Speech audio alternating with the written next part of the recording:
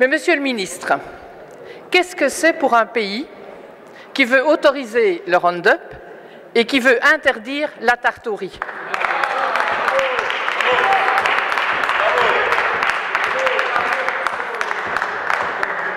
Des contrôles, des études nombreuses ont été faits pour essayer de prouver, de vérifier que la vraie tarte au riz artisanale, qui n'est pas gardée dans le frigo entre la cuisson et la vente, ne contenait pas des germes nuisibles pour la santé.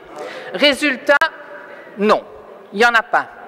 Les statistiques d'intoxication alimentaire pour avoir consommé une tarte au riz artisanale produite et vendue de cette manière, les chiffres c'est 0.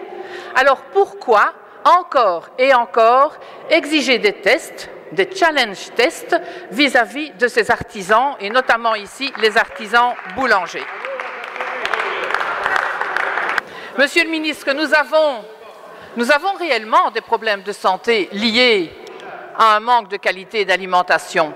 Trop de sucre, trop de sel, trop de graisse, trop de pesticides dans l'alimentation industrielle. Mais c'est à qui qu'on mène la vie dure? C'est aux artisans qui essayent.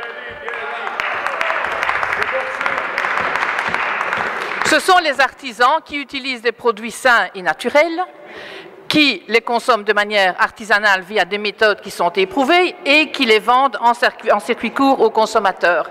Alors, Monsieur le ministre, allez-vous exiger de l'AFSCA qu'elle change d'orientation et que son orientation, ce soit réellement d'aider ces petits producteurs artisanaux à travailler dans le respect, évidemment, des règles de l'hygiène adaptées à leurs produits et au circuit court, plutôt que de gaspiller son énergie à vouloir sans arrêt prouver que tout doit être aseptisé. Allez-vous, Monsieur le ministre, vérifier que les personnes qui, au sein de l'AFSCA, sont chargées d'aider ces petits artisans, ces petits producteurs, à élaborer des guides de bonnes pratiques, notamment en matière d'hygiène, est-ce que vous allez vérifier et exiger qu'elle remplisse sa mission à fond et que les services de contrôle et d'inspection ne sabotent pas tout ce travail en venant inspecter sur base de règles qui sont alors des règles hygiénistes industrielles? Alors, Monsieur le ministre, tant mieux de vous entendre dire, vous voulez défendre ces indépendants, ces artisans, vous voulez défendre les produits du terroir. Mais cela va exiger une énergie de votre part plus forte encore que celle que vous nous dites.